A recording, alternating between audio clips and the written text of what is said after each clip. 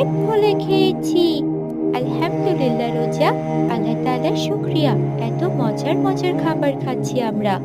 রোজা খাবার শেষ করে হাত ধুয়ে উঠতে লাগে, ঠিক তখনই রোজার বাবা বলে, মা রোজা, তুমি যে খাবার খেয়েছো, তুমি কি খাওয়ার শেষে দোয়া পড়েছো?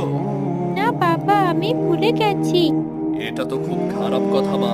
তুমি আল্লাহর দেওয়া রিজিক খেয়ে আল্লাহর শুকরিয়া আদায় করবে না, এটা কোনো কথা? বাবা, আমি মাঝে মাঝে পড়ি, আবার মাঝে মাঝে ভুলে যাই। এখন আমার মনেই পড়ছে না খাবার শেষে যেন আমরা কি দোয়া বলি। রোজা, একটা জিনিস মাথায় রাখবা, যে কোনো আমল ছোট বা বড় হোক, তা যদি তুমি প্রতিদিন করো, আল্লাহ তাআলা অনেক খুশি হবে। আর যে কোনো আমল তুমি যদি নিয়মিত করো, তবে যদি সেটা নিয়মিত না করো, তা তুমি ভুলে যাবে। এটাই স্বাভাবিক।